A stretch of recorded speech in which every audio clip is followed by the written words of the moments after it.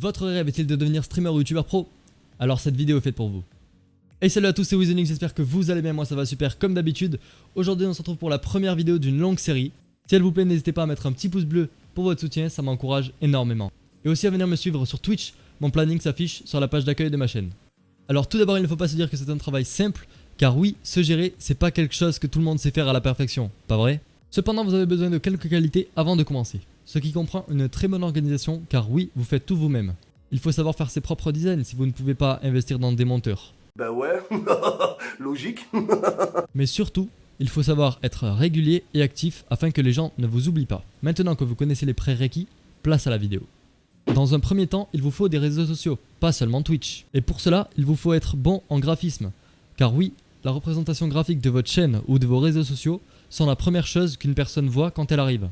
Mais ne vous en faites pas, car je ferai toute une longue série de tutoriels afin de comprendre comment utiliser Photoshop et After Effects afin de créer ses propres logos, bannières, animations, overlays, etc.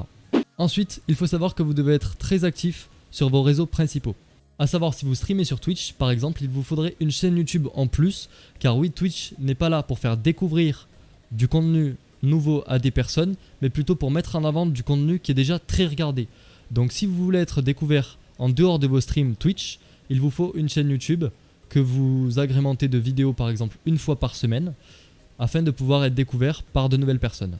Car hors les vidéos YouTube ainsi que hors les pubs que vous pouvez vous faire sur Snapchat, Instagram, tout ce que vous voulez, vous ne pouvez pas être découvert. Par contre, quand je vous dis qu'il faut faire du contenu YouTube, je ne vous dis pas de prendre vos rediffusions de stream de 4 heures et les poster sur YouTube, ça ne marche en aucun cas, j'ai déjà fait le test. Donc il faut faire des vidéos travaillées, peut-être pas en faire souvent, mais les faire le plus travaillées possible. Le troisième point important que je voulais aborder avec vous, c'est la webcam. Beaucoup d'entre vous pensent qu'on peut réussir sans webcam sur Twitch, alors ce n'est pas impossible, mais c'est très compliqué. Tout simplement parce qu'une webcam ajoute un rapprochement entre vous et les viewers. Et oui, diffuser votre beau gameplay Fortnite ne vous aidera pas à devenir connu sur Twitch, car tous les meilleurs joueurs sont déjà très connus. Et pour réussir sur Twitch, il vous faut être unique. Il vous faut avoir quelque chose que les autres n'ont pas. Ce que je vous dis là est très très important, car sa propre personnalité, c'est ce qui aide le plus à réussir sur Twitch. Une webcam améliore fortement votre stream, mais il faut savoir que la qualité en général de votre stream doit être parfaite et irréprochable. En premier plan, la résolution, 1080p, 900p, 720p. Le nombre d'images par seconde, 60 fps, 30 fps, vraiment 30 fps c'est le minimum. La charte graphique, vos overlays, vos logos, vos animations, vos alertes. Vous vous demandez pourquoi ceci est important? Tout simplement car il faut se mettre à la place du spectateur. Pourquoi aller vers un stream de basse qualité où le streamer n'a pas forcément de personnalité plutôt que d'aller sur un très gros streamer déjà très connu avec une qualité parfaite? Le choix de celui-ci est très vite fait, tout simplement parce que cette question, il ne se la pose même pas. C'est un automatisme, c'est de la logique. Pour ce point, je vais répondre à une question qui sera forcément émise en commentaire, qui est comment produire du contenu de qualité sans avoir l'argent pour se permettre d'investir. Pour répondre à cette question, je vais tout simplement vous parler de mon expérience, ce que j'ai fait pour en arriver là. Dans tous les cas, dites-vous que si vous n'avez pas le matériel pour faire des streams, ne lancez pas de stream de basse qualité. Il vaut mieux attendre dans tous les cas d'avoir tout le matériel nécessaire et toutes les capacités nécessaires pour réussir dans le stream plutôt que de le lancer très mal. Tout simplement car vous perdez votre temps. Moi ce que j'ai fait, c'est que à partir de mes 11 ans, j'ai appris le graphisme et maintenant je sais tout faire, en tout cas tout ce qui touche stream, donc tout ce qui est overlay, transition, logo. Et grâce aux compétences que j'ai acquis, j'ai tout simplement vendu mes services. Et à l'aide de cet argent que j'ai gagné et ma mère qui m'a aidé aussi, j'ai pu investir dans tout mon setup.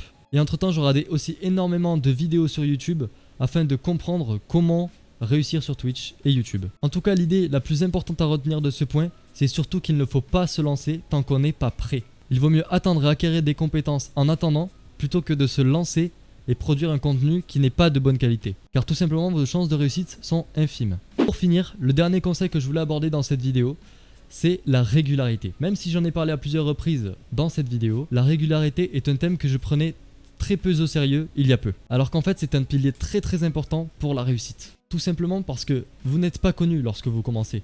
Et si vous vous arrêtez pendant une semaine de produire du contenu sur vos réseaux, les gens vont vous oublier. Et oui, malheureusement, lorsqu'on commence sur Twitch ou YouTube, on est à l'apogée de la difficulté.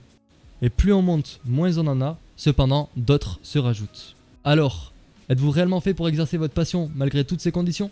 Si oui, n'hésitez pas à me suivre sur mes réseaux Twitch, YouTube, Twitter et Instagram afin de ne rien louper et d'apprendre potentiellement le graphisme. J'ai mis des LED derrière, ça éclaire en plusieurs effets différents, voilà, ça fait du vert, du violet, du rouge, du bleu, etc. Et donc ici on a...